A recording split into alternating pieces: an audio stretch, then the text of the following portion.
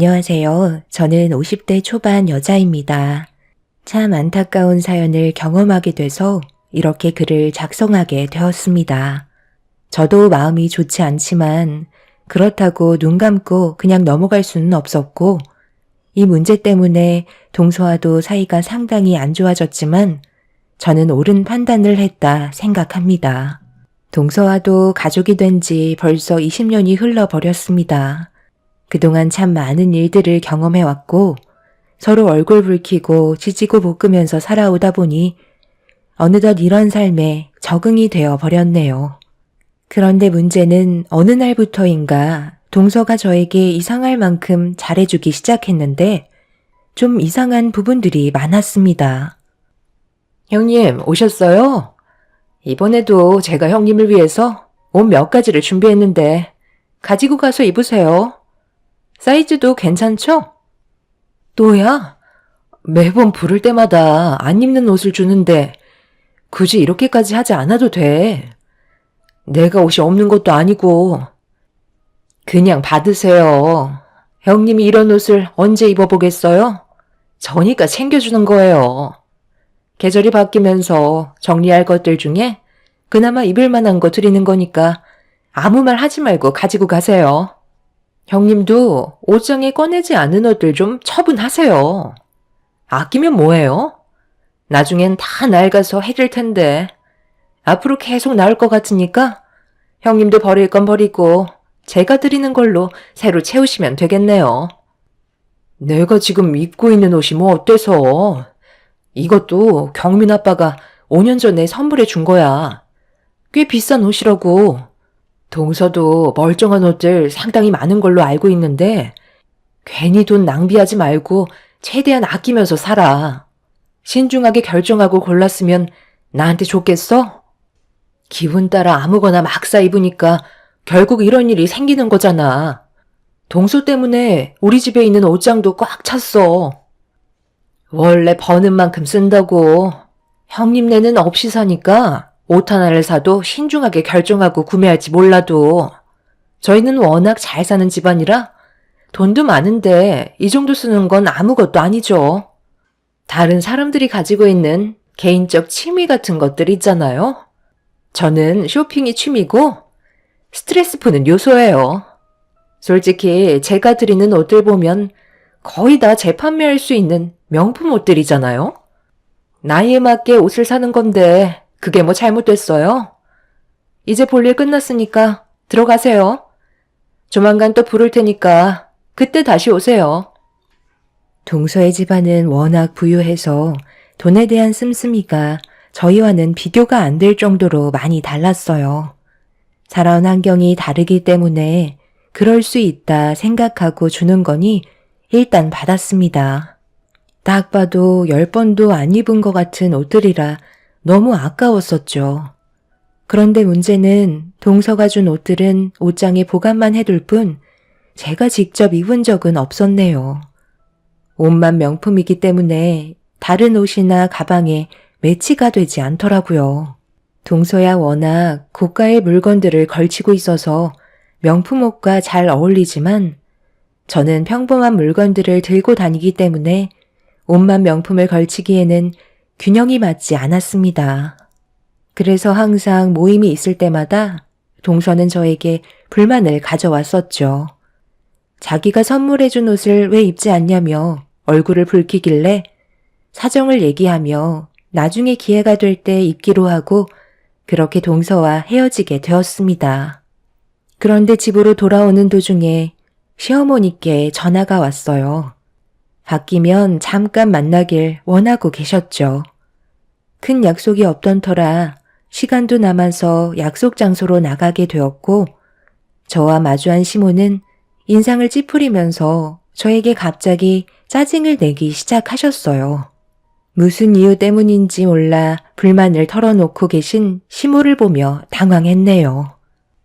너 이번에도 둘째한테 헌옷까지 받았니? 맏며느리나 돼선 막내한테 그런 걸 받아서 되겠어? 버리긴 싫다고 주는데 어떡해요. 제가 봐도 멀쩡해 보이는걸요? 그렇다고 받은 옷들을 의류수거함에 넣을 순 없잖아요. 이 문제 때문에 저를 보자고 하신 건 아니시죠? 곧 경민 아빠 퇴근 시간이라 저녁 준비해야 돼서 오래 있을 수가 없어요. 이번에 봉사활동에 참석을 좀 해야 되는데 너도 함께 왔으면 좋겠는데 괜찮지? 너희 시아버지가 사업차 이미지 좀 쌓으려고 봉사활동에 참석하신다는데 일손이 필요할 것 같아서 웬만하면 참석해줬으면 좋겠다. 어느 정도 수고비는 줄 테니까 부담 갖지 말고 늦지 않게 오도록 해라. 그래도 꽤 영향력이 있으신 분들이 오시니까 웬만하면 최대한 갇혀 있고 나오는 게 좋을 거야. 봉사활동이요? 그때 시간이 있으면 도와드릴 수 있지만 순수한 목적이 아닌 이미지를 쌓으려고 참석하신다는 게 저로서 좀 그런데요. 아버님 사업이야 지금도 워낙 잘 돼서 크게 걱정 없을 것 같은데 꼭 그렇게까지 해야 되는 거예요? 이런 것도 하나의 사업인 거야. 너희 시아버지가 여기까지 그냥 올라온 줄 알아? 쓸데없는 생각하지 말고 하라는 대로 움직여라. 그리고 이건 내 아들 보약이니까 매일 저녁에 챙겨 먹이고. 요즘 끼니를 많이 거르니? 내 아들 얼굴 볼 때마다 얼굴이 헬쓱해져 있던데 내가 이런 거 챙기기 전에 네가 알아서 신경 써주면 얼마나 좋아? 꼭 이렇게 너를 불러서 건네줘야겠어? 시무가 저를 부른 이유를 알고 난 이후 기분이 그렇게 좋은 건 아니었지만 일단 집안일이라 어쩔 수 없이 참석을 하기로 결정하게 되었네요. 그렇게 집으로 돌아와 시모와 잠깐 만나서 나눴던 대화에 대해 설명을 해주며 챙겨주신 보약을 남편에게 건네주었어요. 건강관리 때문에 부쩍 운동량이 늘어서 살이 빠진 건데도 시모는 모든 걸 제 탓으로 돌리고 있었습니다. 남편은 신경 쓰지 말라면서 크게 문제 삼진 않았지만 저는 기분이 썩 좋은 건 아니었네요. 이런 일들이 하루 이틀도 아니고 모임이 있거나 개인적으로 얼굴을 봤을 때 항상 시모는 저에게 잔소리만 늘어놓으셨어요. 어느 정도는 받아들이고 넘어갈 순 있지만 이런 문제들이 계속해서 지속되다 보니 저도 사람인지라 정신적으로 고통을 받게 되더라고요. 오랜 세월 함께 알고 지낸 사이라 해도 절대 가까워질 수 없는 무언가가 저에게 항상 남아 있었습니다. 그래서 지금까지도 저는 쉽게 마음을 열지 못하고 있네요. 형식적으로 해야만 하는 것들을 의무적으로 하고 있을 뿐 그 이상 그 이하도 아니었어요. 남편도 이런 제 모습을 보면서 잘하는 거라고 얘기하지만 시모는 이런 저를 좋은 시선으로 바라봐 주지 않았습니다. 어떻게 보면 정없다고 말할 수도 있겠지만 결혼 초에는 저도 정말 많이 노력했었거든요. 하지만 돌아오는 건 상처뿐이라 저도 모르게 상처를 받지 않기 위한 방어 수단의 행동이었는데 시모는 이런 제 마음을 전혀 알아주지 않았어요. 그런데 이런 관계가 봉사활동에 참석하게 되면서 시모의 불만이 터져 나오기 시작했습니다. 저보다 먼저 도착한 동서가 시모와 쿵짝을 맞추고 있었어요. 봉사를 하러 오신 분들과 서로 웃고 떠들며 분위기를 이끌어가고 있는데 제가 시모의 옆으로 다가가면서 주변 분들에게 인사를 드렸습니다. 형님, 오셨어요? 생각보다 좀 늦으셨네요. 오늘은 그래도 신경 좀 쓰셨네. 그 옷 제가 최근에 선물해 드린 거죠? 너는 왜 옷을 그렇게 입고 온 거야? 어차피 잡일은 네가 다 할 텐데 활동하기 편한 옷으로 입고 왔어야지. 적당히 깔끔하기만 하면 된다고 했잖아. 누가 나보고 명품 옷 걸치고 오라고 그랬니? 여기가 패션쇼 하는 데야?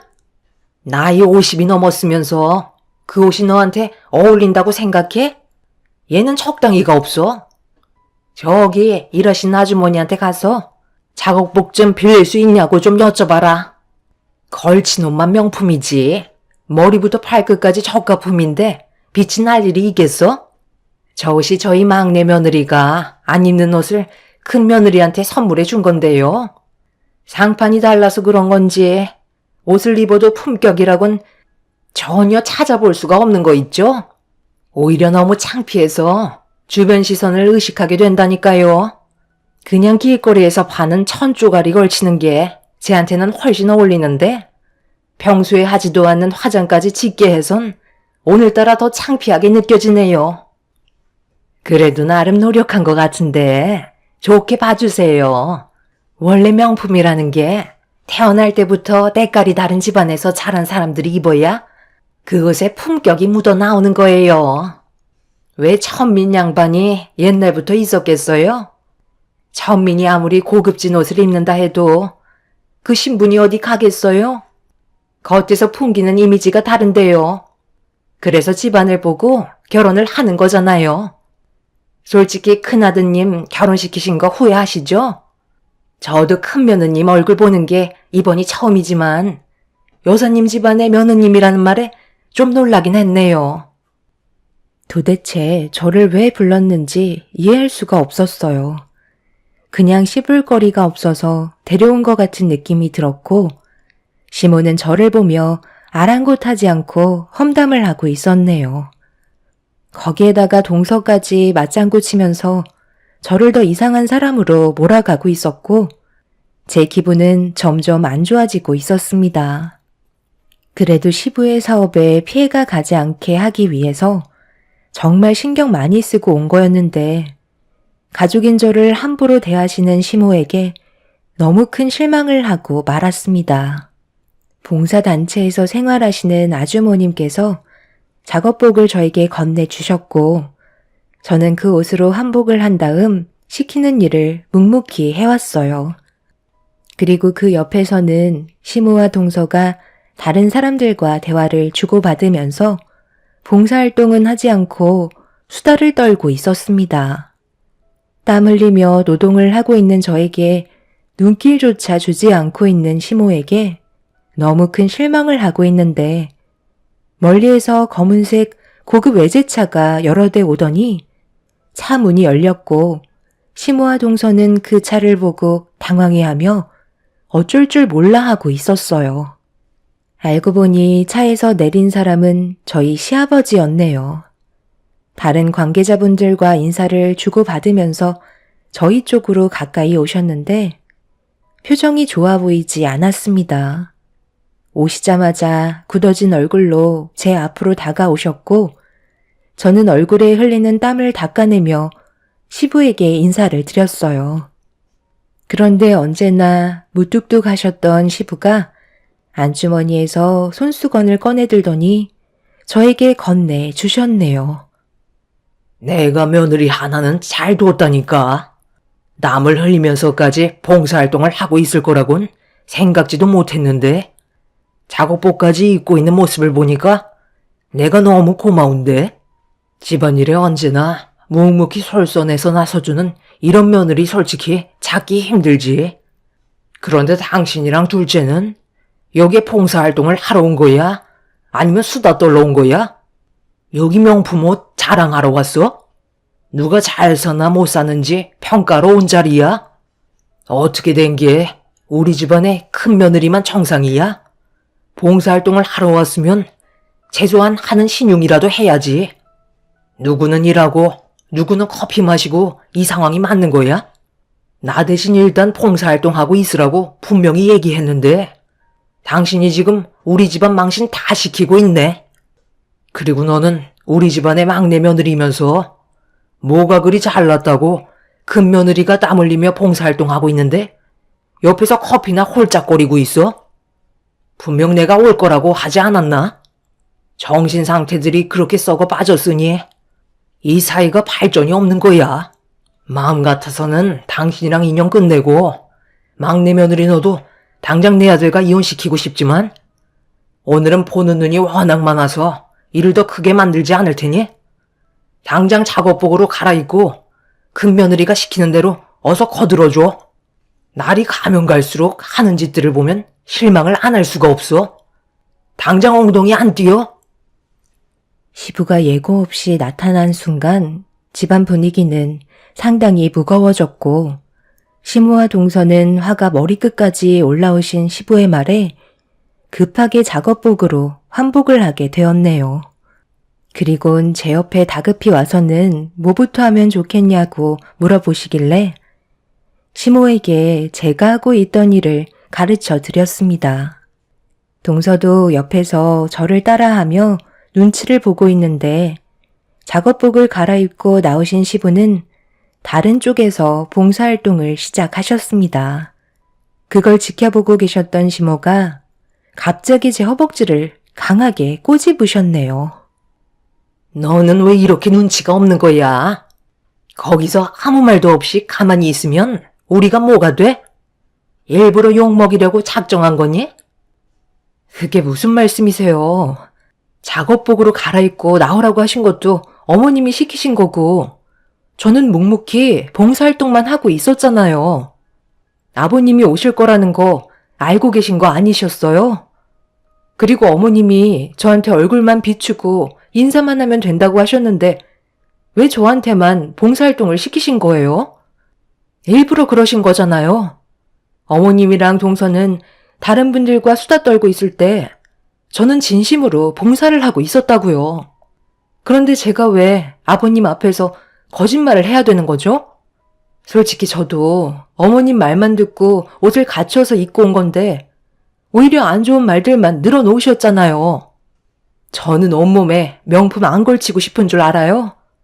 그런 것들이 저에게는 사치로 보이고 그 돈 모아서 제 자식들 결혼하는데 보태는 게 훨씬 더 이득이 될 것 같아 아끼면서 생활하는 건데 저를 지금 천민으로 낙인 찍으셨잖아요. 어머님이랑 동서는 양반 집안이니까 저를 아래로 보면서 커피들 마신 건데 제가 왜 그런 일들을 아버님께 포장을 해서 좋게 설명을 해야 되는 건지 모르겠어요. 오히려 양반이면 아버님처럼 저렇게 행동하시는 게 양반이시죠. 어머님이랑 동서가 하는 행동은 천민보다 못하다고 생각하는데요. 이런 쓸데없는 대화 주고받을 시간에 하나라도 봉사활동 도와주는 게 좋을 것 같네요. 대충 알려드렸으니 여기는 알아서 마무리하세요. 저는 아버님 쪽으로 가서 일손 좀 도와드려야겠네요. 그리고 동서, 안 입는 옷 선물해 준 건 고마운데 험담할 거면 앞으로 주지 않았으면 좋겠어. 시모와 동서는 저를 보며 어이가 없다는 듯 입을 다물지 못한 채 멍한 상태로 쳐다보고 있었어요. 저도 그동안 쌓여있던 것들이 한순간에 감정이 격해져서 아무 말이나 막 뱉어대고 있었네요. 그렇게 시부 옆에서 일손을 도와드렸고 바쁜 일정 때문에 중간에 시부가 먼저 돌아가셨는데 차를 타고 돌아가시자마자 시모와 동서는 작업하고 있던 물건들을 내동댕이 치면서 화가 잔뜩 올라온 상태라는 걸 보여주고 있는 얼굴로 저를 바라보고 있었습니다. 시모와 동서는 눈빛으로 벌써 저를 가만두지 않았어요. 주변에 지켜보고 있는 눈들이 워낙 많았기 때문에 시부의 귀에 안 좋은 말들이 들어가게 되면 분명 폭풍이 휘몰아치게 될 걸 뻔히 알고 있기 때문에 시모와 동서는 화를 삭히면서 감정을 억누르고 있었습니다. 그렇게 봉사활동이 끝난 뒤 인사를 건네고 집으로 돌아왔는데 예상했던 대로 시모와 동서가 저희 집 문을 세차게 두드리고 있었네요. 내가 올 거라는 거 뻔히 알고 있었으면서 문을 왜 이렇게 늦게 여는 거야? 너는 지금 나한테 할 말이 많을 것 같은데? 제가 무슨 말을 해야 되는 거죠? 어머님 때문에 상처받고 온 게 아무래도 제일 서운하네요. 이것 말고는 없는데요? 형님 때문에 어머님이랑 제가 아버님한테 욕을 먹었잖아요. 제가 만약에 형님이었으면 어머님이 지금까지 봉사를 하시다가 잠깐 쉬고 계신 거라고 변명이라도 했었을 거예요. 어떻게 눈치도 일이 없을 수가 있는 거죠? 이번에 아버님 눈빛 보니까 심상치 않았다고요. 지금까지 아버님한테 잘 보이려고 얼마나 많은 공을 들였는지 아세요? 그런데 한순간에 무너져 버렸잖아요. 원래 가식적인 행동들은 시간이 지나면 드러나게 되어 있는 거야. 동서가 그동안 아버님께 보여드렸던 모든 것들이 거짓이었다는 게 이번 일을 통해서 알 수 있으셨겠지. 그러니까 나처럼 있는 그대로 살면 된다니까. 왜 이렇게 삶을 어렵게 사는 거야? 형님이 저보다 잘난 게 뭐가 있다고 저를 함부로 판단하시는 건데요. 지금까지 이렇게 살아오면서 누구에게 밉보인 적 단 한 번도 없었어요. 어머님, 뭐라고 말씀 좀 해보세요. 이번 기회에 아주 강하게 혼을 내셔야 한다고요. 요즘 너무 풀어주셨나 봐요. 그러게. 그동안 내가 하도 잔소리를 해서 기가 죽은 것 같아 웬만하면 쓴소리 하지 않았는데 얘가 날이 가면 갈수록 기어오르려고 하네. 너는 시애미가 만만하니? 보잘것없는 너 같은 게 우리 집안의 며느리로 들어와 20년 넘게 생활하다 보니까 감을 잃은 거야? 신분 상승했다고 눈에 패는 게 없지? 오늘 일은 그냥 넘어가지는 못할 것 같다. 당장 내 아들한테 전화하거라. 이럴 줄 알았어. 당신이 하는 짓이 그럼 그렇지. 또 시작이야? 내가 뭐라고 그랬어? 나랑 살려면 최대한 숨죽이며 지내라고 했을 텐데. 엄마, 또 이 사람한테 뭐라고 하시는 거예요? 그동안 할 만큼 했잖아요. 20년이나 넘게 지내왔으면 그만할 때도 됐는데 뭐가 그렇게 마음에 안 들어서 이 사람을 못 잡아먹어 안달이세요? 오늘 아버지께서 이 사람이 힘들게 봉사활동했다고 저녁 한 끼 먹자고 약속을 잡게 되었는데 엄마 얘기를 꺼내시더라고요. 아빠가 봉사활동하러 가셨을 때 쓴소리 좀 했는데 그게 이 사람한테 피해를 줄 수 있을 것 같아서 혹시 몰라 저녁 식사 함께 하자고 말씀하시길래 설마 했거든요. 그런데 엄마는 정말 사람 질리게 하는 뭔가 있는 것 같아요. 동네 창피하게 여기서 이러지 말고 당장 돌아가세요.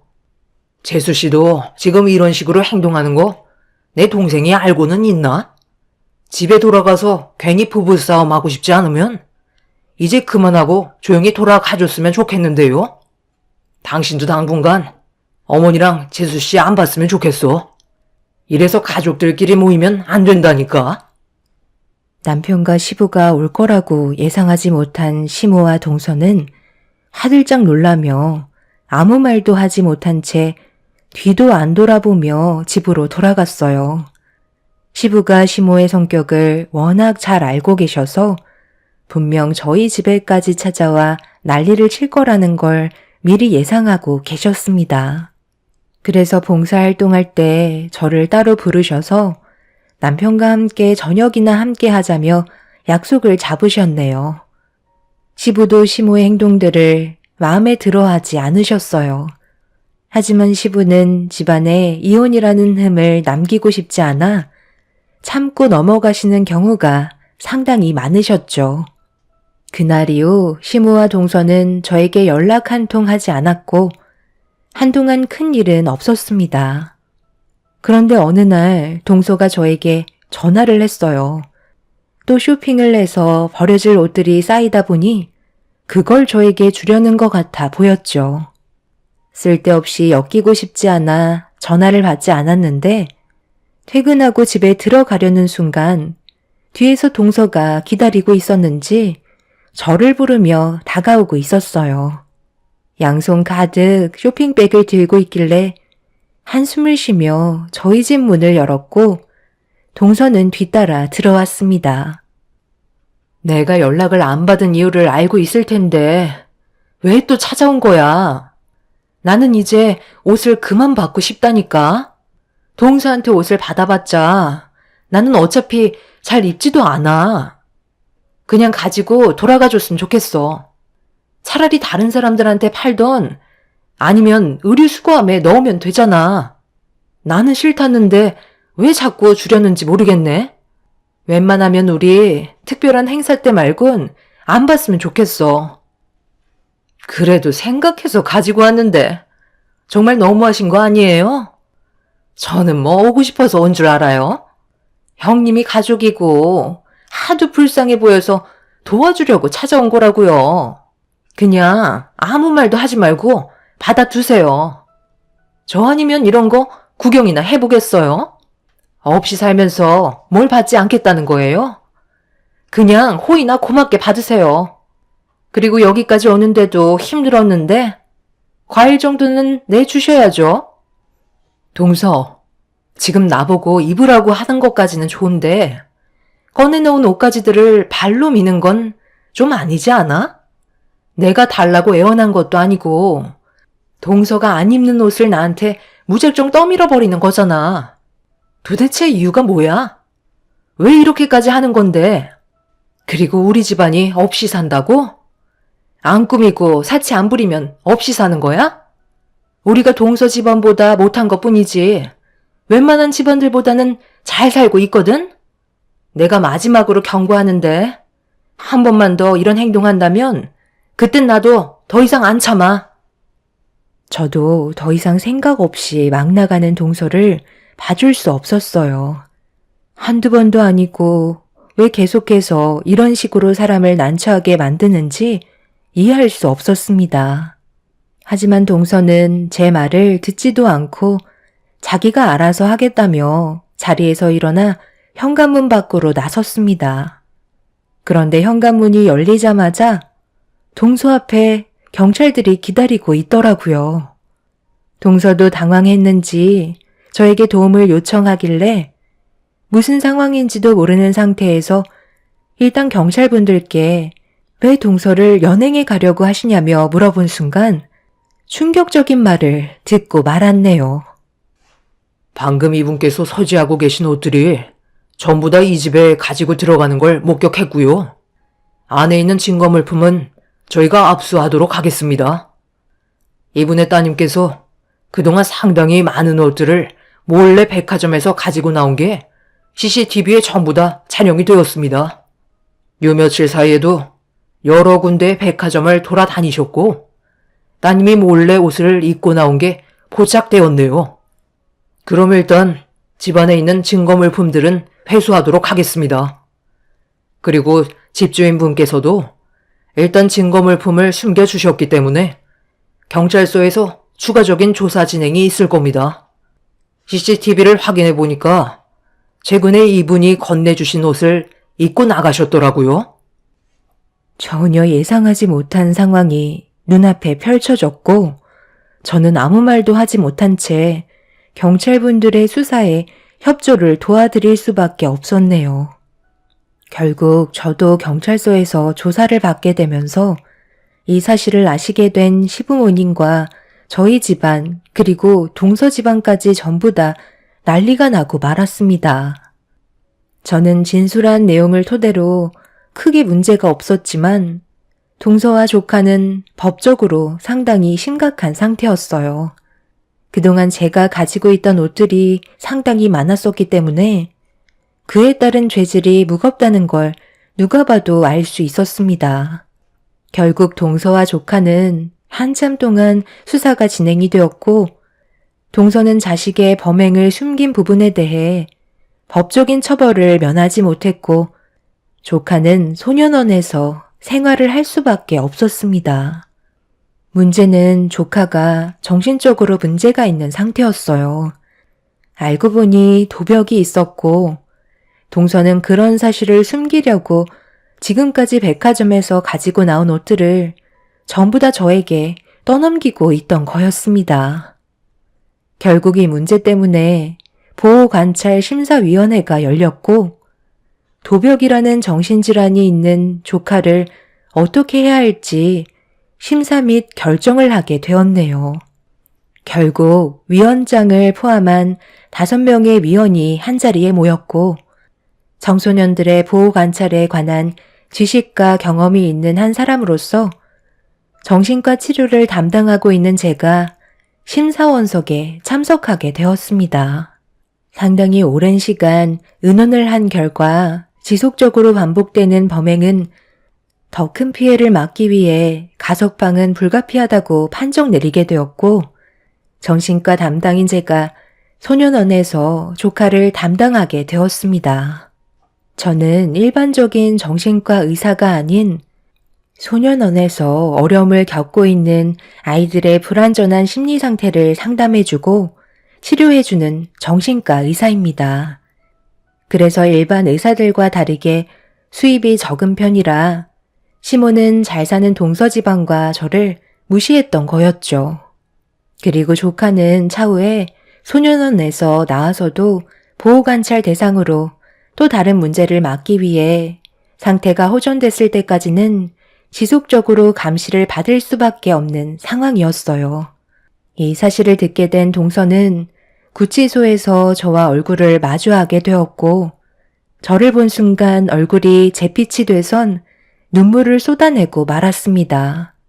처음부터 자기 딸에게 문제가 있다는 걸 저에게 말하고 싶었지만 자기 집안의 수치라서 도움을 청할 수 없었다며 이런 상태의 집안이라는 걸 알려주고 싶지 않아서 계속 시간을 끌었다는 말을 듣게 되었죠. 동서는 자기 딸이 정상적으로 돌아올 수 있게 저에게 부탁을 하면서 엄마로서 자기가 많이 부족하다는 걸 인정하고 있었습니다. 이런 모습을 보니 참 안타깝더라고요. 앞으로 동서가 이번 일을 통해서 정신을 차렸으면 좋겠어요. 아무리 돈이 많은 집안이라 할지라도 여러 가지 문제점들이 있다는 걸 알 수 있었고, 지금 시대에 사람과 사람 사이에 급을 나누지 않았으면 좋겠어요.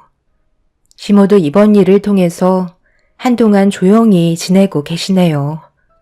앞으로 가족 모두 서로 얼굴 붉히는 일 없이 잘 좀 지냈으면 좋겠습니다.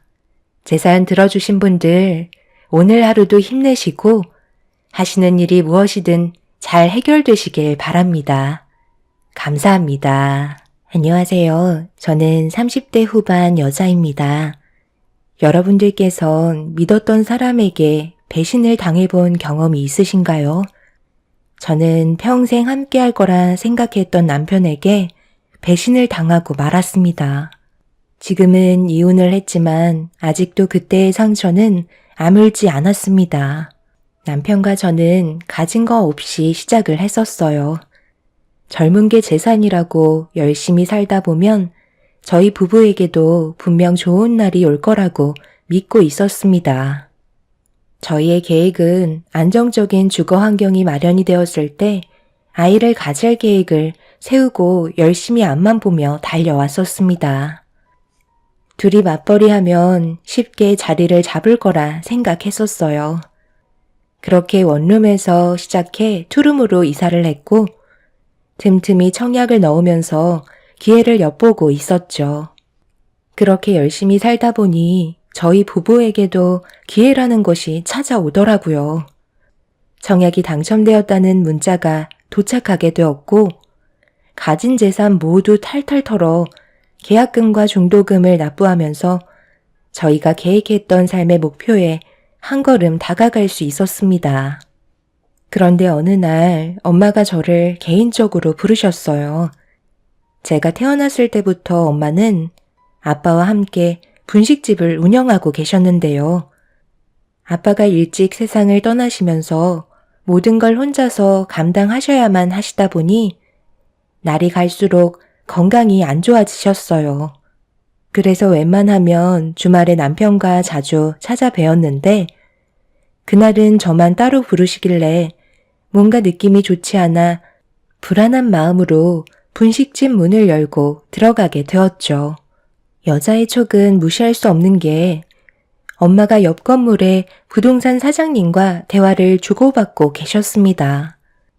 엄마는 저를 보자마자 급하게 상황을 정리한 다음 밝게 웃으시며 반겨주셨어요. 그리고 제가 정말 좋아하는 떡볶이와 여러 가지 분식류를 제 앞에 내어주시며 많은 고민에 빠져있는 모습을 보여주고 계셨습니다. 엄마는 그늘진 얼굴로 조심스럽게 입을 여셨어요.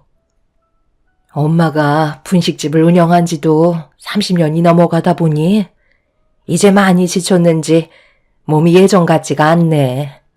그래서 좀 쉬고 싶어서 분식집을 이제 그만할까 생각 중이거든. 몇 년 전부터 계속 고민하고 있었는데 오늘에서야 결정을 하게 되었어. 너희 아빠와 함께 장사했던 추억이 담긴 이곳을 지금까지 떠나지 못했던 이유도 항상 이곳에 있으면 그래도 너희 아빠가 엄마 곁에 있어주는 느낌을 받고 있었거든.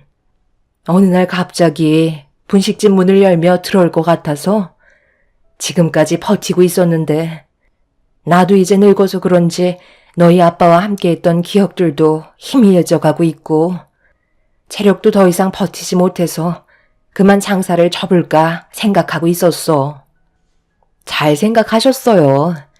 제가 몇 년 전부터 엄마의 건강 문제 때문에 하루빨리 정리했으면 좋겠다고 몇 번이나 말씀드렸잖아요. 마음 잡으셨을 때 빨리 정리하는 게 좋아요. 엄마도 이제 좀 쉬시면서 저랑 좋은 곳도 많이 놀러 다니고 그동안 못했던 것들 전부 다 해봐요. 그런데 이런 문제로 저 혼자 따로 보자고 하신 거예요? 구이가 들어도 크게 상관없는 일 아니에요?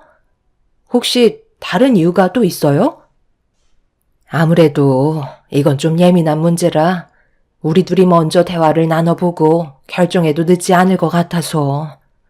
너희가 이번에 청약에 당첨됐잖아.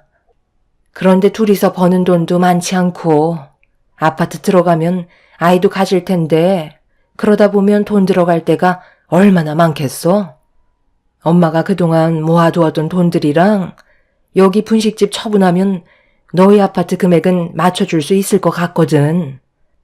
금전적인 얘기는 조심스러워서 나쁠 거 없으니 일단 너와 단둘이 대화를 좀 나눠보고 결정하는 게 좋을 것 같아서 너만 부른 거야.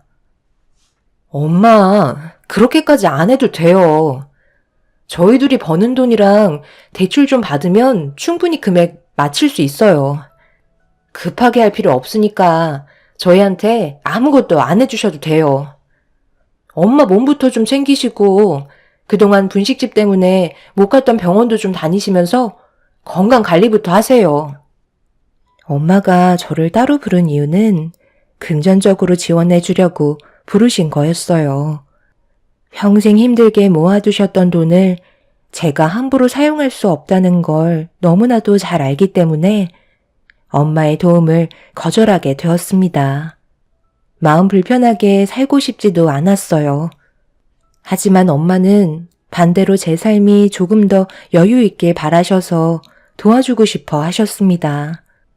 만약 남편이 옆에서 금전적인 대화에 참여했다면 부부싸움이 날 것 같은 느낌이 확실하게 들었던 순간이었고 엄마의 결정이 옳았다는 걸 알 수 있었죠.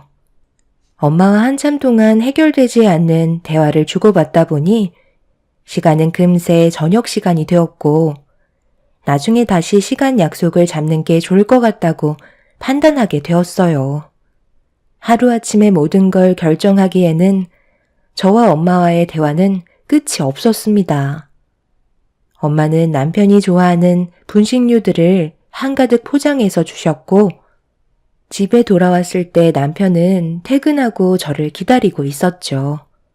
양손 가득 들고 온 분식류들을 보자 남편이 저 혼자 다녀왔냐며 바로 저희 엄마의 건강 상태부터 물어봐 주었습니다.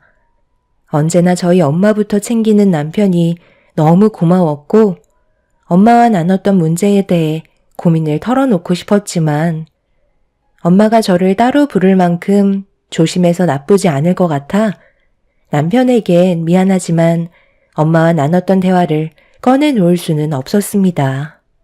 해결되지도 않은 문제점에 대해 굳이 남편에게 말해서 일을 키우고 싶지도 않았어요. 그날 이후 몇 번이나 엄마의 요청으로 분식집을 찾아가게 되었고 제 의견은 아예 반영하지 않고 밀어붙이려는 엄마의 모습이 저를 당황스럽게 만들 정도였어요. 저도 아이를 낳으면 엄마의 마음을 알 수 있다면서 지금까지 돈을 모은 이유도 제가 앞으로 살아가는데 조금이나마 도움을 주고 싶어서 평생 동안 분식을 팔아서 모은 돈들이라며 허튼 곳에 쓰고 싶지 않다고 계속해서 저를 설득하셨습니다. 결국 엄마의 도움을 받는 걸로 결정을 하게 되면서 이런 상황을 남편에게도 설명을 하게 되었어요. 제 말에 많이 당황한 남편은 그렇게 하지 않아도 된다며 저와 똑같은 반응을 보였지만 저희 엄마의 도움으로 자리를 잡을 수 있는 시간을 더 빨리 단축시킬 수 있다는 장점을 얘기하면서 아파트에 입주하게 되면 저희 엄마를 모셔야겠다는 예상치 못한 말을 꺼내 놓았습니다. 그렇게 저희 부부는 엄마의 도움을 받아 신혼집 잔금을 치르게 되었고 그토록 바라던 새 아파트에 입주를 하게 되었습니다. 우리 엄마도 이 집에서 함께 지내시는 게 좋을 것 같다고 당신이 예전에 나한테 말했던 거 기억나? 최근에 엄마의 건강 상태가 더 안 좋아지셔서 계속 신경 쓰이는데 차라리 우리 집에서 함께 지내는 게 좀 더 마음이 편하지 않을까? 당신 생각은 어때? 나야 뭐 당연히 장모님께서 들어오시길 바라지. 하지만 장모님이 그걸 원치 않으실걸? 말씀이라도 드려봤어. 아직 얘기는 안 해봤는데 분명 싫다고 하시겠지. 괜히 또 다른 문제를 일으킬 게 될지도 모른다는 생각에 안 들어오실 것 같아. 그게 당연한 거야. 어느 부모가 자식한테 피해를 주고 싶어 하시겠어? 괜히 눈치만 보이게 된다니까. 어쩌면 혼자 계시는 게 속 편하실지 몰라. 나도 장모님 건강이 걱정되긴 하지만 섣불리 우리 집에 들어와서 지내시다가 알게 모르게 스트레스 받으셔서 건강이 오히려 더 악화가 될 수도 있을걸? 뭐든지 신중하게 결정하는 게 제일 좋지 않겠소? 남편의 말이 틀린 건 아니었지만 엄마의 건강 상태가 너무 안 좋아 계속 신경이 쓰이고 있었죠. 병원에서는 크게 문제가 없다고 했지만 날이 가면 갈수록 엄마의 건강은 점점 더 악화만 되어갔고 더 이상은 그냥 두고만 볼 수 없어 저와는 병원을 절대 가지 않겠다던 엄마를 모시고 좀 더 큰 병원에서 검사를 받아본 결과 의사에게 충격적인 진단 결과를 듣고 말았습니다. 췌장에 암이 생긴 상태라 수술도 불가능한 상황이었어요. 이 사실을 미리 알고 계셨던 엄마는 그래서 분식집을 정리하신 거였고 이미 수술을 한다고 해서 좋아질 수 있는 확률도 없었다는 걸 아셔서 하나둘 정리를 하고 계셨던 거였네요.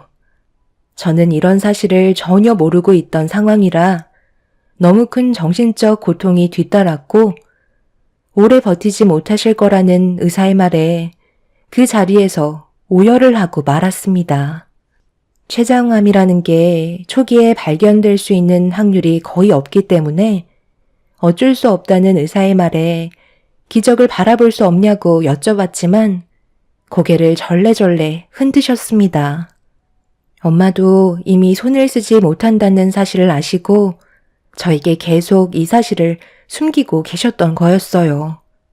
남은 기간은 길어야 6개월의 시간이 주어진 상태였고 저는 중병에 걸리신 엄마를 일단 집으로 모셨습니다.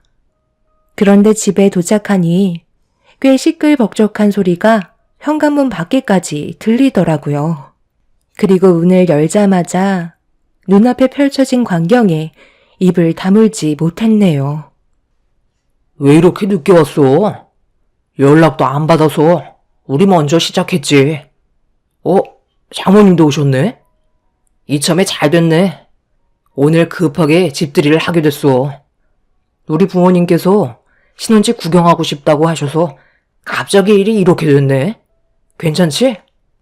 이참에 서둘러 끝내는 게 좋잖아. 왜 이렇게 전화를 안 받나 했더니 사부인이랑 같이 있었네요. 이왕 오셨으니 함께 저녁이라도 같이 먹으면 되겠어요. 며느리가 전화를 하도 안 받아서 저희가 그냥 배달 음식 시켰어요. 신혼집이 어찌나 궁금하던지 너무 마음이 급해져서 참지 못하고 서둘러 오게 됐네요. 요즘 건강 상태가 많이 안 좋으시다는데 내가 봤을 때는 멀쩡해 보이는데 분식집을 그만두시니까 얼굴에 혈색이 돌아오셨나 보다. 그러게 제가 진작 그만 정리하라고 몇 번이나 얘기했었잖아요. 서 있지 마시고 어서 들어오세요. 그런데 당신 얼굴 표정이 왜 이렇게 안 좋아? 무슨 일 있었어? 눈도 빨개진 걸 보니까 설마 울은 거야? 왜 그래? 무슨 일인데?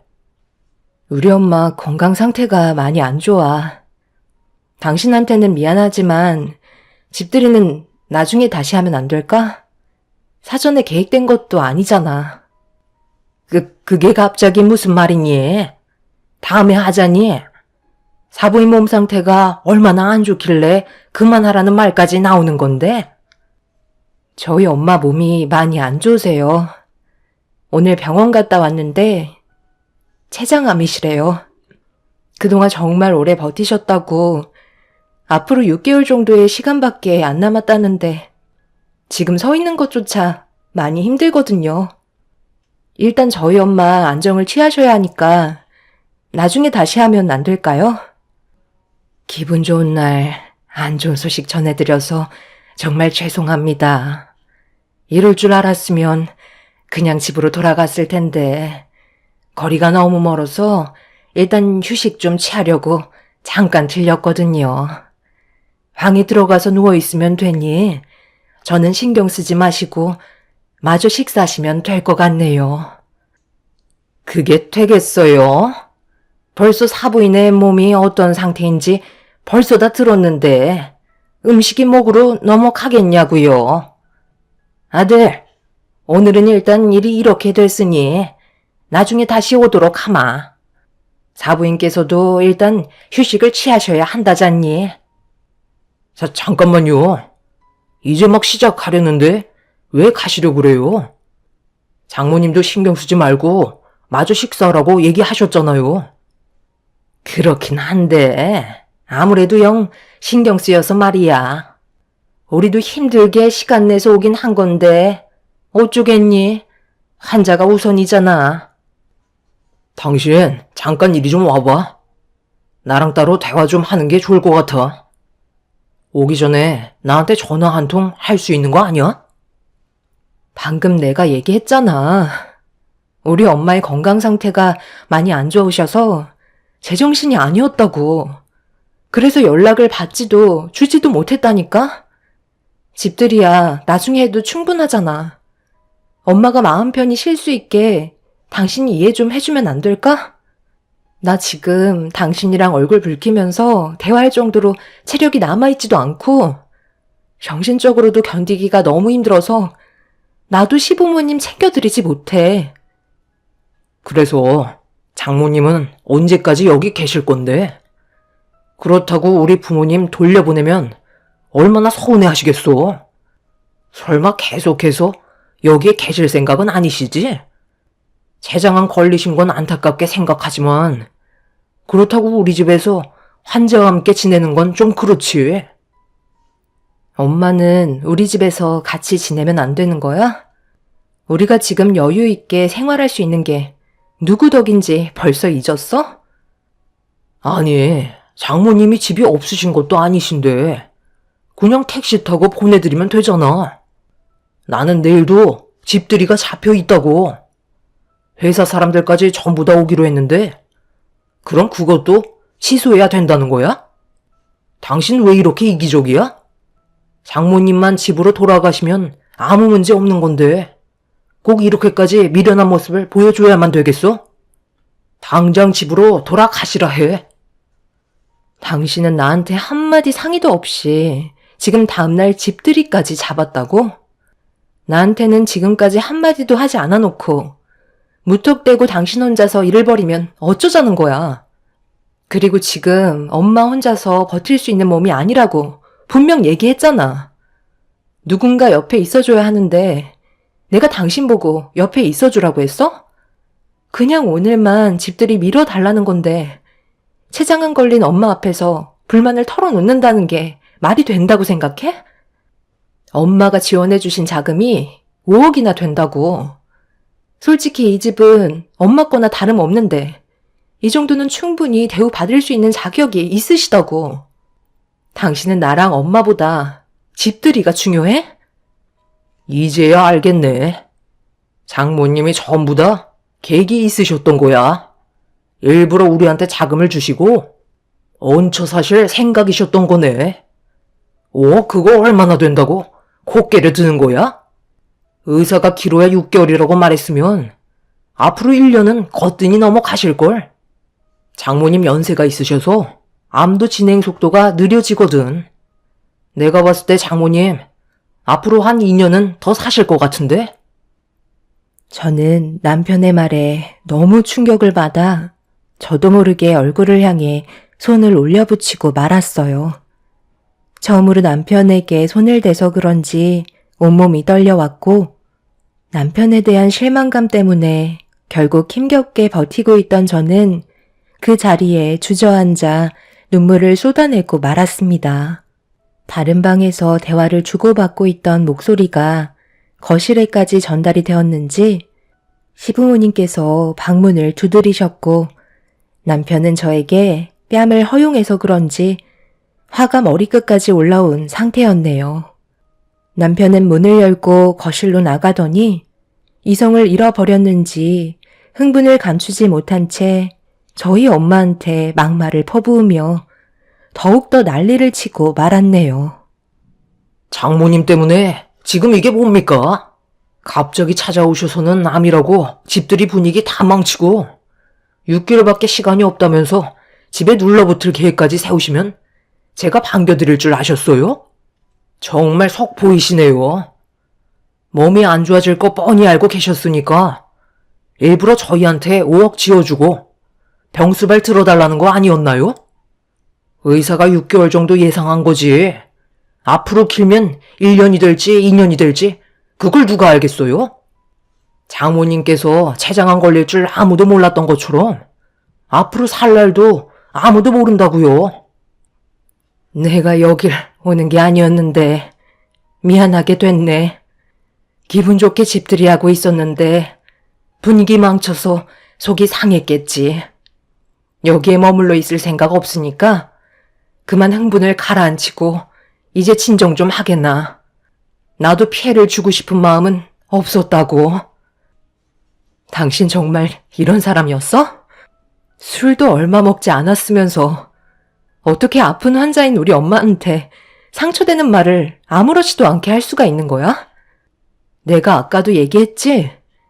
이 집은 당신이랑 내가 마련한 게 아닌 엄마가 평생 동안 분식 팔아서 우리 잘 되라고 지원해 주신 돈이라고. 그런데 어떻게 그런 말을 할 수가 있어? 받을 때는 제일 좋아하던 사람이 우리를 도와주신 엄마한테 감사해 하기는커녕 중병 걸린 엄마를 내치려 들어? 당신의 인간성을 충분히 알았으니까 당장 내 집에서 나가.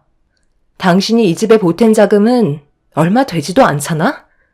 이혼하고 처분해 줄 테니까 당장 나가라고.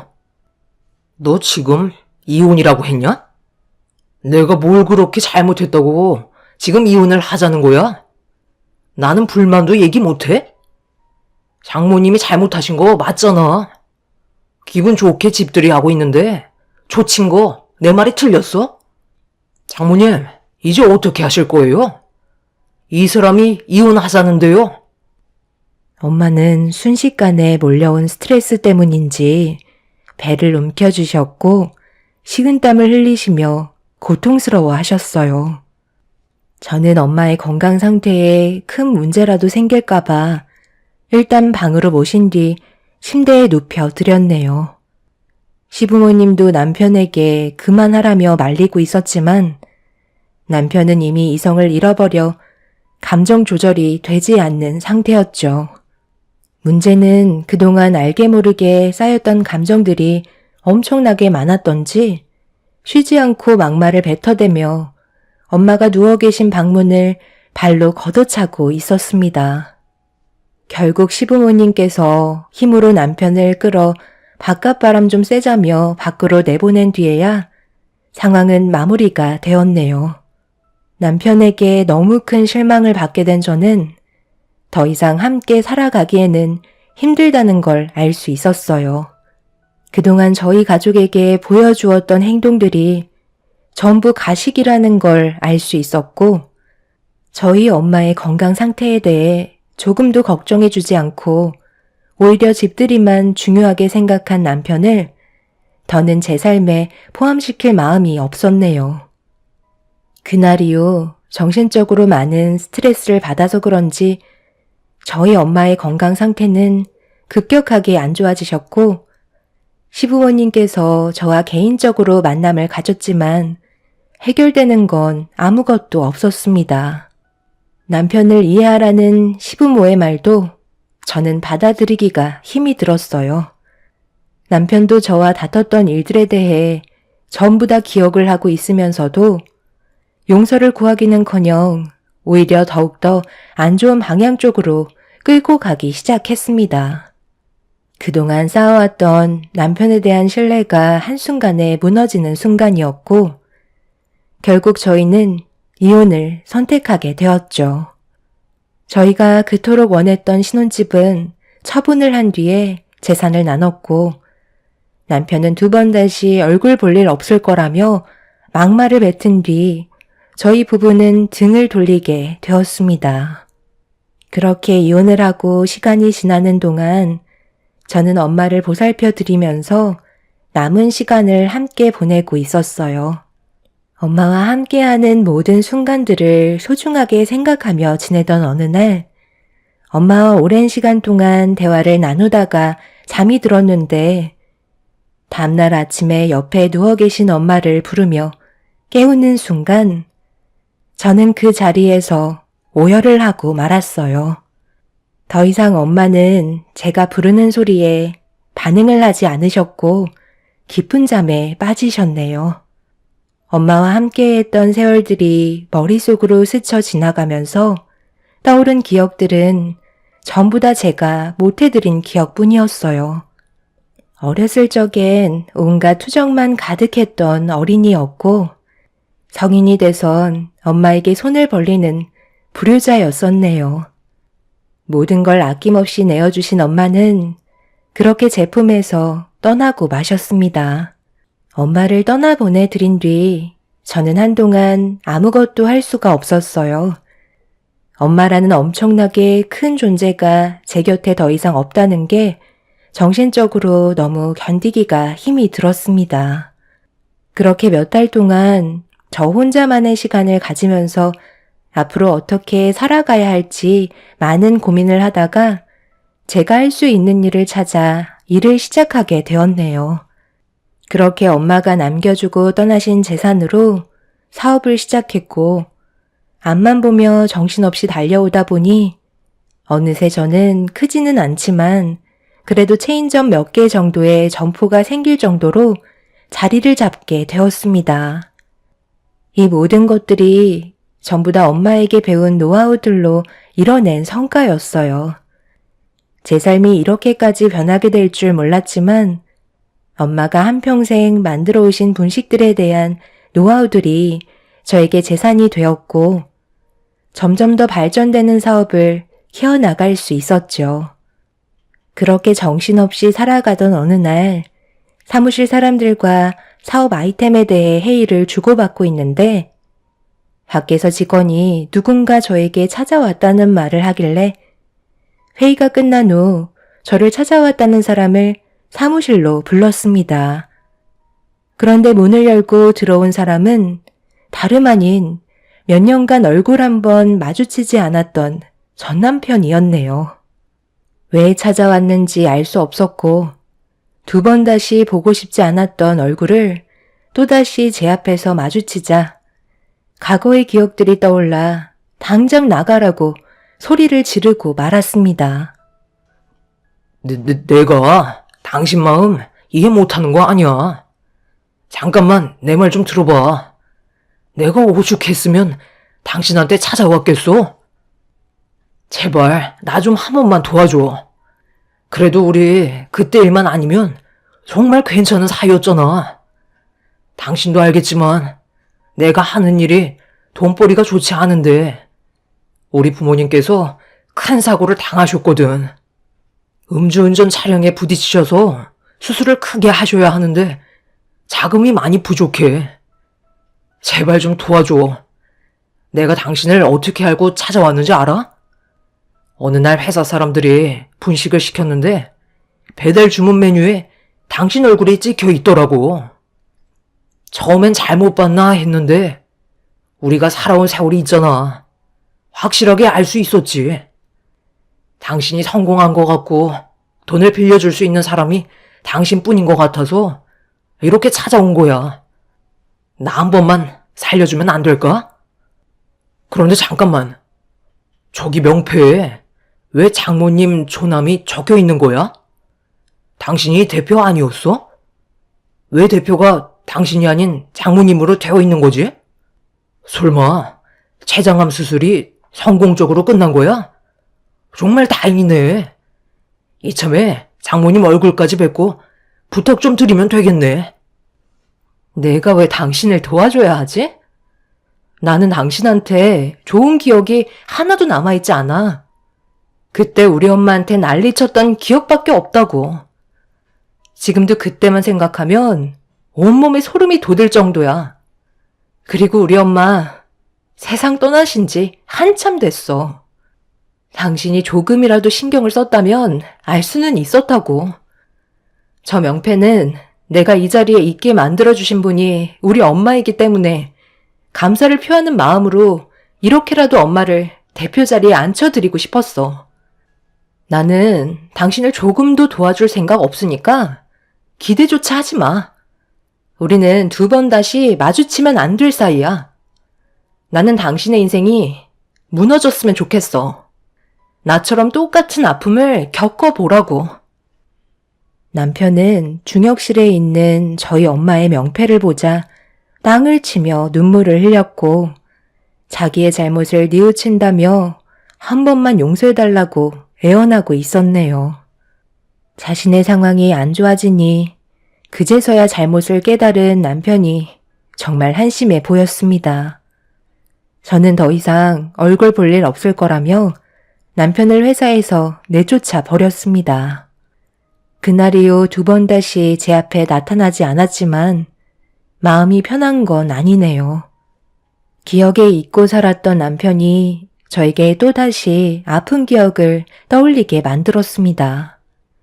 시부모님이 사고로 많이 위중하시다는 소식만 접한 상태이네요. 머릿속이 복잡해졌지만 남편의 인생이니 알아서 하겠죠. 자신의 잘못된 행동이 얼마나 큰 화를 불러일으켰는지 뼈저리게 느꼈으면 하는 바람입니다. 제 사연 들어주신 분들 감사합니다. 안녕하세요. 저는 30대 중반 여자입니다. 좋은 사람을 만나 오랜 세월 함께 산다는 것 또한 축복인 것 같습니다. 제 삶은 한번 실패하게 되었지만 앞으로 남은 인생은 꽃이 피었으면 좋겠어요. 저는 어려운 가정 환경에서 살아왔었는데요. 초등학교 때 엄마가 사고로 세상을 떠나시고 장시간 집을 비우셔야 하는 문제 때문에 트럭 운전을 하시는 아빠를 따라다니면서 살아오다가 같이 일을 하시던 동료분의 가족에게 도움을 받아 학교 생활도 다시 하게 되었지만 짧으면 일주일, 길면 한 달 동안 아빠의 얼굴을 못 보면서 지내왔었어요. 그런 어려운 환경 속에서 먼저 세상을 떠난 엄마가 보고 싶어 거의 매일 저녁 눈물을 쏟아내며 살았었습니다. 그렇게 하루하루 버티다 보니 어느새 중학생이 되었고 고등학교를 지나 성인의 나이가 된 다음 세상 밖으로 나와 독립을 하게 되었죠. 정말 외롭고 힘든 날들을 이겨낸 뒤에 찾아온 또 다른 삶은 저에게 많은 걸 주는 게 아닌 많은 걸 잃게 만드는 또 다른 길이었어요. 열심히 일해서 벌어온 돈은 모으기가 무섭게 여기저기에서 빠져나갔고 빚을 갚는데 대부분 사용이 되었죠. 항상 저에게 미안해하셨던 아빠는 잠을 이겨내가며 한 푼이라도 더 벌기 위해 매일같이 장거리 운전을 하셨는데 수면 부족으로 인해 순간적으로 졸음 운전을 하게 되면서 가들의 일을 들이받아 결국 아빠마저 세상을 떠나시게 되는 충격적인 사건을 경험하게 되었네요. 아빠와 단둘이 개인적으로 시간을 보낸 적은 기억도 나지 않을 만큼 함께한 날들이 너무 적었더라고요. 좋았던 추억이라고 해봐야 아빠가 트럭 운전하시는 모습을 옆에서 지켜보던 기억밖에는 없었죠. 열심히 살면 행복이 찾아올 거라 생각했던 것과 다르게 저에게는 항상 불행만 가득했었어요. 이런 제 삶이 너무 싫었고 왜 살아가야 하는지 의미조차 알지 못했어요. 그저 숨만 붙어 있는 제 삶이 너무 싫게만 느껴졌습니다. 부모님이 안 계시다 보니 저는 더욱더 소극적으로 바뀌게 되면서 매일같이 일이 끝나면 퇴근하고 집에 들어가 밖으로 나오지 않았습니다. 제 주위에 있는 사람들은 전부 다 세상을 떠나는 것 같은 느낌이 들어서 소중한 사람을 곁에 두고 싶지 않았어요. 그렇게 살아오다 보니 어느새 30대가 되어버렸고 제 삶을 받아들이며 살아가게 되었죠. 그런데 일하던 회사에서 새로운 직원이 들어왔는데 저와 나이대가 비슷했었어요. 다른 회사에서 오랜 기간 근무를 하다가 이사를 하게 되면서 저희 회사로 들어오게 되었었죠. 경력도 나쁘지 않았고 동료들에게 일을 잘한다고 인정까지 받을 정도로 열심히 하는 모습을 봐왔었어요. 그리고 그 사람이 저와 인연이 닿게 될 줄 상상조차 하지 못했죠. 함께 일을 하면서 대화를 자주 주고받게 되었는데 그러면서 조금씩 가까워졌고 처음으로 연애를 하게 되면서 결혼까지 하게 되었네요. 남편은 시어머니와 함께 살고 있었는데 건강 상태가 별로 좋지 않으셨죠. 제 인생을 조언해 줄 사람이 곁에 없었기 때문에 저는 남편이 정말 좋은 사람이라고 생각했었습니다. 하지만 살아가다 보니 그렇지 않다는 걸 알 수 있게 되었고 이혼을 할 수 없는 몸 상태라는 현실에 너무 힘든 시간을 보낼 수밖에 없었어요. 지금 뭐라고 그랬어? 임신? 당신 약 안 먹었어? 어떻게 임신이 될 수 있는 거지? 우리는 상황이 안 좋아서 아기를 낳으면 안 된다고 얘기했었잖아. 우리 엄마 하나 간병하는 것도 얼마나 힘든데 임신까지 하게 되면 앞으로 돈 나갈 때가 훨씬 많아지잖아. 당신이 나랑 결혼하고 회사를 그만두면서 수익이 줄었는데 입 하나 더 딸리면 얼마나 신경 쓰이는 줄 알아? 나 혼자서 임신이 된 것도 아닌데 왜 내 탓을 하는 거야? 그리고 회사는 어머님 간병 때문에 하도 사정을 해서 어쩔 수 없이 그만두게 된 거잖아. 나도 이런 불안정한 가정 환경 속에 임신을 하게 된 게 좋은 줄 알아? 어쩔 수 없는 상황이니까 받아들일 수밖에 없잖아. 당신이 그렇게까지 정색하지 않아도 출산하면 회사로 복귀할 테니 걱정하지 마. 누가 회사에서 당신 받아준다고 했어? 그냥 쓸데없는 말 하지 말고 어머니 간병이나 신경 써. 그래야 내가 집안일에 관여를 안 할 거 아니야? 요즘 보면 어머니 안색도 많이 안 좋으신데 조금이라도 불편한 거 있으시면 신경 좀 써드리고.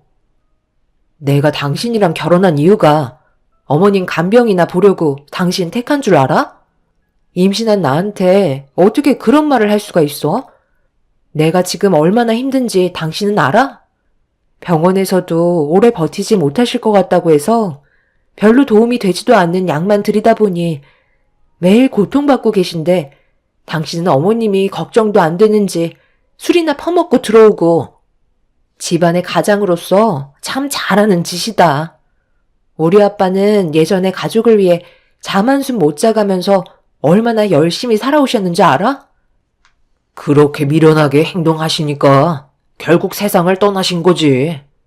나처럼 회사에서 쌓인 스트레스 술로 풀고 즐기면서 살아야 삶의 질이 높아지는 거야. 내가 평생 죽어라 일만 하고 집에 들어와서 엄마 간병하면서 살아가려고 태어난 줄 알아? 그럼 나는 뭐 이런 삶이 좋아서 결혼을 했겠어? 이럴 거면 나한테 왜 잘해준 거야? 나 혼자 사는 게 훨씬 행복했었다고. 뭐 어쩌겠어. 이게 당신 인생인데. 그렇다고 뱃속에 있는 아이 지울 건 아니잖아. 어차피 낳아서 키울 거면 그냥 현실을 받아들이고 살아.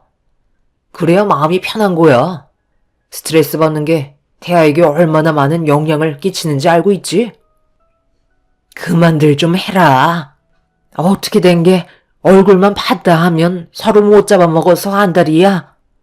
내가 이 꼴 보려고 너희 결혼 허락한 줄 알아? 하루가 멀다 하고 남편과 싸우는 일은 점점 더 많아지고 있었어요. 이런 삶이 매일 지속되다 보니 저도 점점 지치게 되면서 남편과 그만하고 싶은 마음을 지울 수가 없었죠. 제가 어쩔 수 없이 결혼 생활을 이어가는 건 뱃속에 아이도 있지만 한 번 만든 인연 쉽게 끊어낼 수 없다고 시모와 함께했던 소중한 순간들이 제 발목을 잡고 있었습니다. 남편과 함께하는 시간보다 시모와 함께 지내는 시간이 훨씬 길었기 때문에 그만큼 정도 많이 들었던 것 같아요. 더군다나 췌장암으로 힘들어하셔서 제 마음이 더 안 좋게 다가오고 있었죠. 하필 시어머니는 제 어렸을 적 저희 엄마와 느껴지는 분위기가 너무 비슷했었어요. 그래서 더 마음이 쓰였고 몸 상태가 좋아지시길 간절히 바랐었습니다. 하지만 시간이 지날수록 시모는 버티기 힘들어 하셨고 저 혼자 남겨질 걸 생각하니 마음이 아프셨는지 쉽게 눈을 감지 못하셨어요.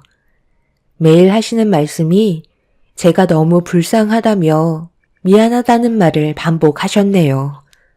이런 힘든 상황 속에 남편이 하루빨리 정신을 차리고 정상적인 삶으로 돌아간다면 더는 바랄 게 없다고 생각했었어요. 큰 거를 바라는 것도 아닌데 한 번 사는 인생 제 마음대로 되는 게 하나도 없어 우울증은 날이 갈수록 심해졌고 남편의 날뛰는 모습은 저를 더욱더 힘들게 만들었습니다. 이런 생활을 반복해서 살다가는 저도 제정신이 아닐 것 같아 모처럼 일찍 퇴근한 남편과 진지하게 대화를 주고받았어요. 하지만 제가 원하는 답을 쉽게 주지 않았습니다. 당신은 가사를 하고 나는 밖에서 사회생활을 하는데 도대체 뭐가 문제라는 거야? 우리 엄마 간병하는 게 그리 싫어? 지금 내 말 뜻을 못 알아먹는 거야? 당신이 회사에서 힘들게 일하는 거 내가 모르는 거 아니잖아.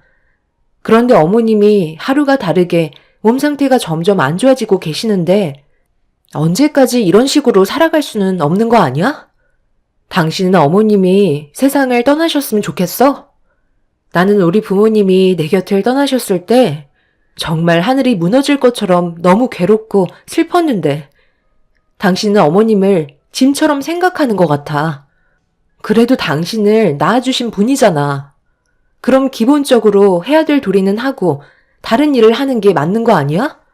나도 점점 배가 불러오고 몸도 무거워지는데 그래도 남자인 당신이 조금이라도 도와준다면 우리 모두 행복하게 살아갈 수 있을 거라고. 내 뱃속에 있는 우리 아이한테도 앞으로 좋은 아빠 엄마가 되어야 할 텐데 언제까지 불평만 늘어놓고 살 수는 없잖아. 내가 이렇게까지 부탁하는 건 정말 너무 힘들어서 그래. 도와줄 수 있는 거지? 생각 좀 해볼게. 솔직히 나 당신이랑 결혼하기 전에 정말 많이 힘들었거든. 회사에서 생활하는 게 즐거울 정도였어. 집에만 오면 고통받고 있는 엄마의 모습을 보고 있는데 한숨밖에 안 나오더라고. 그런데 당신이랑 결혼을 하고 나서부터 이제야 숨통이 좀 트였는데 이것까지 양보하라는 건 너무한 거 아니야? 조금만 더 고생해줘. 의사가 그랬잖아. 길어야 몇 달이라고. 약으로 버티는 것도 한계가 있다는데 목숨줄 부여잡아 봤자야. 시간이 다 해결해 주니까 그때 돼서 여행도 좀 가고 우리끼리 좋은 시간 보내면 되잖아. 뱃속의 아이도 신경 써서 키우면 되는 거니 몇 달만 더 참아봐. 당신 지금 그게 말이라고 하는 거야?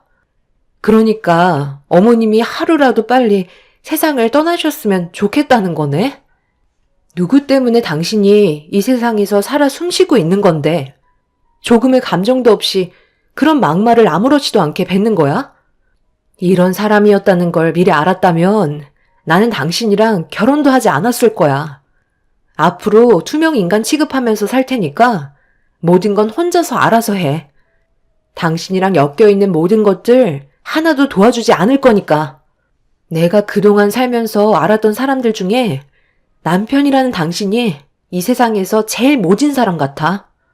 차라리 이렇게 살 바엔 그냥 이혼하고 각자의 삶으로 돌아가는 게 훨씬 낫겠어.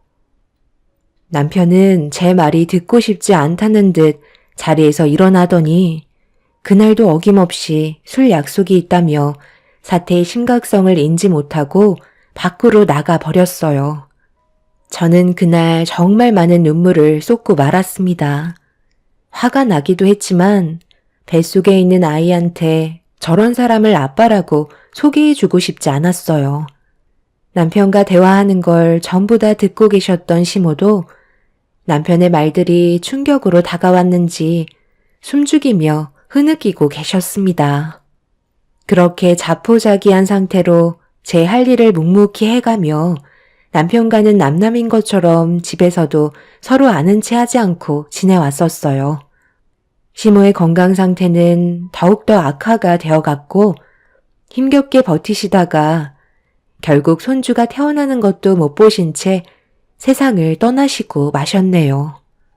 떨리는 손으로 남편에게 전화를 했고 남편은 제 말이 끝나기가 무섭게 집으로 들어오더니 눈물 한 방울도 흘리지 않은 채 저에게 그동안 수고했다는 말을 꺼내고 있었어요. 당신 어머님이 세상을 떠나셨는데 어떻게 눈물 한 방울 흘리지 않아? 지금 나보고 수고했다는 말이 나와? 그럼 내가 뭐라고 그래? 그동안 우리 엄마 간병한 거에 대해 수고했다고 얘기한 것 뿐이잖아. 덕분에 나는 편하게 지낼 수 있었고, 이제는 내 삶을 찾게 됐는데, 당연히 당신한테 고마워해야지. 임신하고도 10달 내내 간병하는 게 쉬운 건 아니잖아. 그래서 이제 당신한테도 자유를 줄 생각인데 괜찮지? 나한테 입이 닳도록 얘기했던 거 이제 들어주려고. 나도 진지하게 생각해봤는데 이혼하자고 얘기했던 거 들어줄게. 나도 당신이랑 사는 게 좋은 것만은 아니었어. 간병해줄 사람이 필요했던 것 뿐이니까. 당신을 이용한 건 맞는데 그래도 사랑이 있으니까 결혼을 한 거지. 내가 아무하고나 살림을 차리겠어? 그동안 내가 당신한테 힘들게 한 게 있으면 이제 그만 털어버리고 새 삶을 살았으면 좋겠어. 한 번뿐인 인생은 소중한 거잖아.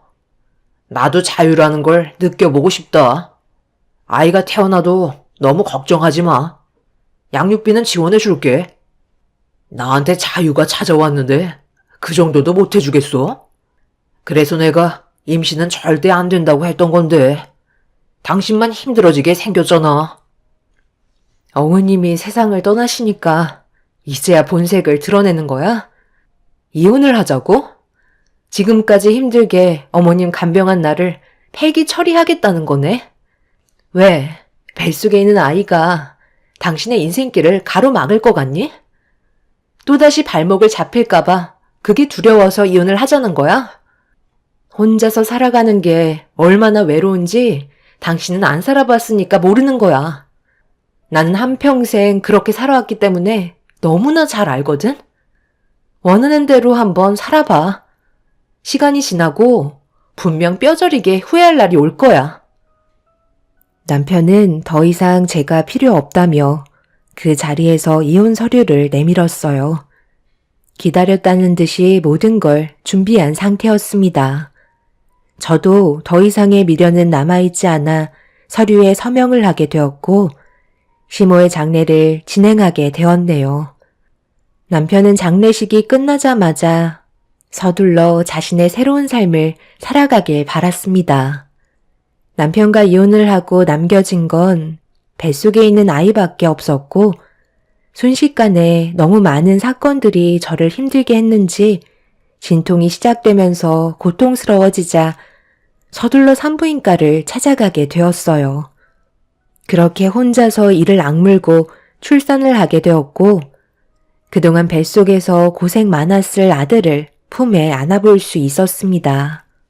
남편과 이혼을 할 때 받았던 위자료와 그동안 제가 살면서 모았던 돈들로 다른 지역에서 새로운 삶을 시작하게 되었어요. 정말 개차반 같았던 남편이 제 옆에서 속을 썩이는 것보다 차라리 아이와 단둘이 살아가는 게 훨씬 더 행복할 것 같았습니다.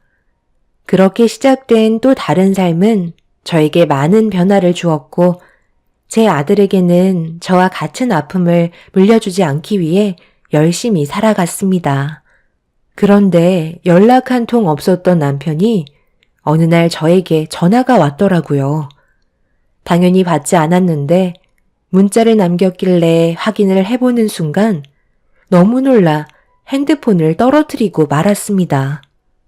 전송된 사진 한 장과 남편이 아닌 다른 사람이 남편의 핸드폰으로 저에게 보낸 문자였어요.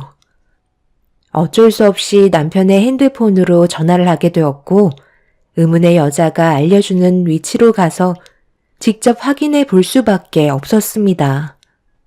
그렇게 도착한 곳은 어느 아파트 건물이었는데 택시에서 내린 저를 보며 누군가 다가왔고 그 사람을 뒤따라 건물 안으로 들어갔어요. 딱 봐도 비싸 보이는 아파트였는데 엘리베이터는 30층에서 멈추었고 안내를 받아 문 앞에 서니 누군가 문을 열어주었습니다. 저와 처음으로 마주하게 된 한 여자는 표정이 상당히 불편해 보이는 상태였어요. 저와 나이대가 비슷해 보이는 여자는 저를 안내해 방문을 여는 순간 남편이 호흡기를 달고 있었습니다. 핸드폰에 전송되어 있던 사진과 똑같은 모습을 보고 있는데 제 옆에 있던 여자가 눈물을 흘리면서 갑자기 저에게 무릎을 꿇으며 부탁을 하기 시작했어요. 두 분이서 이혼하셨다면서요? 저도 그냥 가볍게 즐기려고 만난 사이였는데 이 사람이 집착이 하도 심해서 제가 싫다는데도 끝까지 달라붙더라고요. 그래서 사람 하나 괜찮아 보여서 진작에 만나보기로 했거든요. 제가 외로움을 많이 타는 성격이라 이 사람의 자상함에 결국 빠져버렸고 결혼까지 생각하며 연인 사이로 지내고 있었는데 저희 집에 부모님이 연락도 없이 찾아오셔서 이 사람이 집에 숨어 있다가 들켜버렸는데 저희 아빠가 화가 많이 나셨는지 난리를 치셨거든요. 그런 와중에 이 사람이 도망을 치는 걸 아빠가 사람들을 시켜서 붙잡으라고 지시를 내렸는데 그런 안 좋은 상황 속에 교통사고가 나게 되면서 얼굴만 빼고 전신마비가 되어버렸어요. 병원에서도 정상으로 돌아오기가 힘들다고 했어요. 사람이 죄책감이라는 게 있잖아요. 제 인생을 평생 이 사람 병간호만 하면서 살아갈 수는 없는데 그렇다고 도움받을 곳도 없어서 어떻게 하면 좋을지 고민하다가 이 사람 핸드폰에 전부인 전화번호가 있길래 혹시나 하는 마음에 연락을 드린 거네요. 저 좀 도와주실 수 없으신가요? 금전적인 부분들은 제가 지원을 해 드릴게요. 보니까 상황도 안 좋으신 것 같은데 제가 죄책감을 떨쳐버릴 수 있게 대신 옆자리를 지켜주실 수는 없으신가요? 원하시는 금액 얘기하시면 제가 부모님께 얘기해서 맞춰드리도록 할게요.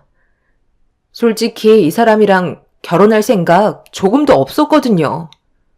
잠깐 즐기려고 만난 것 뿐인데 내 인생이 이렇게까지 망가질 줄 몰랐어요. 여기 아파트가 그래도 상당히 비싼 아파트거든요. 거기에다가 로열층이라 사시는 데는 문제 없을 거예요. 이 사람 인생을 대신 책임져 주신다면 이 집 바로 드릴 수 있어요. 사람 하나 살린다 생각해 주시면 안 될까요? 둘이 좋아서 즐기고 만난 걸 처음 본 여자는 저에게 뒤수습을 해달라고 어이없는 말을 늘어놓고 있었습니다. 너무 갑작스러운 말이라 저는 아무 말도 못하고 있었죠. 남편은 병원에서 수술을 끝낸 뒤 이 여자가 병원에 들락거리는 걸 부모가 원치 않아 자리를 옮긴 듯 보였어요. 손가락 하나 까딱할 수 없을 정도의 처참한 모습을 하고 눈을 감은 모습의 남편을 보고 있는데 정말 한심해 보였죠. 자유의 몸이 됐다고 기뻐하던 사람이 몇 달 만에 얼굴만 빼고 전신 마비가 되어 있는 상태로 제 앞에 누워 있는 걸 보니 그동안 저한테 주었던 아픔에 대한 업보 같았습니다. 여자는 잠시 뒤 남편이 깰 거라면서 대화할 수 있는 시간을 주겠다며 자리를 피해 주었어요. 저는 아무 말 없이 그 모습을 지켜보고 있는데 잠시 뒤 남편이 고통스러운 얼굴로 눈을 떴고 힘겹게 누군가를 부르길래 제가 남편 앞에 모습을 드러냈습니다. 정말 한심하다. 자유를 찾겠다던 놈이 결국 이 꼴을 하고 누워있는 거야? 그러게 왜 하지도 않던 짓을 해서 이런 끔찍한 상황까지 만들어? 내가 뭐라고 그랬어? 언젠가 후회할 날이 찾아올 거라고 했지? 손가락 하나 까딱할 수 없을 정도라며? 얼굴만 빼고 전신이 마비가 되었다는데 저 여자가 나한테 도와달라고 하더라. 자신이 가지고 있는 재력으로 내 인생을 사겠다는 거야. 내가 당신을 책임지면 금전적으로 보상을 해주겠대. 여기 아파트도 꽤 비싸 보이는데 그냥 주겠다고 하더라. 그런데 내가 어머님 병간호 정말 힘들었거든? 당신이 조금도 도와주지 않아서 그때만 생각하면 너무 끔찍한데 저 여자는 내가 그동안 어떻게 살아왔는지 모르는 것 같더라고. 당신의 병간호를 내가 대신 해주길 원하고 있어. 한마디로 더 이상 데리고 놀 필요가 없어진 당신을 나한테 돈을 주고 폐기 처분하겠다는 거야. 정말 웃기지 않아? 인생이라는 게 이런 건가 봐. 결국 자기가 저지른 잘못된 행동에 대해서는 분명 그에 따른 처벌이 뒤따른다는 거야. 당신도 이런 꼴이 될 줄 전혀 몰랐지? 그때는 내가 정말 미안해. 지금 생각해보니까 당신한테 그동안 못된 짓만 골라서 한 것 같아. 충분히 후회하고 반성하고 있어. 내 옆에 있어주면 안 될까? 많은 거 바라지 않을게. 부탁이야. 그래도 우리 좋았던 기억들도 많잖아. 미안하지만 나는 당신 옆에서 평생 동안 수발들며 살고 싶지 않아. 저 여자도 지금 당장 나한테 모든 걸 떠넘기고 싶어서 금전적으로 지원해준다고 하지만 시간 좀 지나면 또 다른 모습으로 나를 대하겠지. 그동안 얼마나 아픈 경험을 많이 해왔는데 두 번 다시 똑같은 삶을 반복하고 싶지 않아. 당신의 인생이 곤두박질 치는 걸 내 두 눈으로 똑똑히 볼 거야. 어떻게든 살려고 발버둥 쳐봐. 그래야 내가 그 모습을 보면서 더욱더 열심히 살아가지. 사람 목숨 참 즐기다더니 그냥 세상 떠나면 될 것을 끝까지 여러 사람 피곤하게 만드는구나. 여자도 당신의 그 더러운 혀 때문에 속아 넘어간 피해자 중 한 사람이겠지. 그런데 어쩌겠어. 이런 경험을 해봐야 앞으로의 인생을 더욱더 조심해서 살아가지 않겠어? 더 이상 할 말 없으니까 일어나 보도록 할게. 전 남편은 눈물을 흘리면서 제가 떠나지 않길 바라고 있었습니다. 하지만 더 이상 미련도 없었고 돈 때문에 또다시 남편과 엮이고 싶지도 않았어요. 여자는 정말 많은 돈을 준다고 했지만 증명된 것도 아니었고 사람 마음 언제 변할지도 모르기 때문에 힘들 것 같다며 인사를 한 뒤 집 밖으로 나섰습니다. 그제서야 본성을 드러낸 여자는 저에게 막말을 퍼붓기 시작했네요. 무슨 여자가 왜 이렇게 의심이 많아? 더럽게 안 넘어오네. 그쪽이 전부인이라 그래도 조금이나마 좋았던 감정이 남아있을 것 같아 불구가 된 저 사람 떠넘기려 했는데 그게 그렇게 싫었어? 하기야. 저 인간이 뭐가 그렇게 중요하다고 내가 많은 돈을 지어주겠어? 지나가다가 마주치지 않았으면 좋겠네요. 다시 한번 얼굴 마주하게 되면 그땐 나도 그쪽을 어떻게 할지 장담할 수 없거든요. 보는 눈만 없었어도 저 옆에 똑같이 누워있게 만들 수도 있다고. 세상이 그쪽이 원하는 대로 마음처럼 되는 줄 아세요? 돈이면 다 되는 줄 아는 당신이 잘못된 거죠. 원래 부유하게 자란 사람들은 전부 다 돈으로 해결하려 하나요? 어떻게 할지 모른다고요? 한번 해보세요. 그런다고 내가 눈 하나 깜빡할 줄 알아요?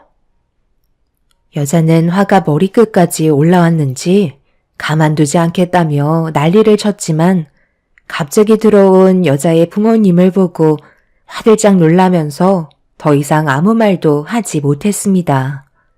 저를 뚫어지게 쳐다보신 두 분은 아무 말도 하지 않으셨고 저는 급하게 아파트에서 빠져나와 집으로 돌아왔네요. 하마터면 제 인생까지 말아먹을 수 있었던 순간이라 온몸이 떨려왔어요. 분명 남편은 오래가지 못해 세상을 떠날지도 모르겠네요. 돈 많은 사람들이야 그런 거 하나쯤은 아무것도 아니겠죠. 저는 그날 이후로 핸드폰 번호도 바꾸고 혹시 몰라 다른 곳으로 다시 이사를 하게 되었습니다. 제 아이를 지키기 위해 선택해야 될 일이었죠. 그렇게 두 번 다시 연락도 오지 않고 더 이상의 문제거리들은 생기지 않았지만 마음이 편한 건 아니네요. 그래도 어쩌겠어요.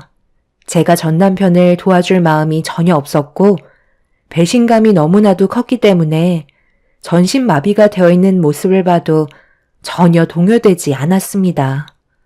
그 사람이 살아있는 동안 저와 돌아가신 시모에게 했던 행동들에 대해 충분히 뉘우치며 뼈저리게 후회했으면 좋겠어요. 제가 원하는 건 그거 하나네요.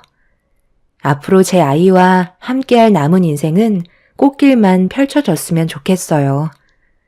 여러분들의 삶에도 언제나 축복이 함께하길 기원드리겠습니다. 감사합니다.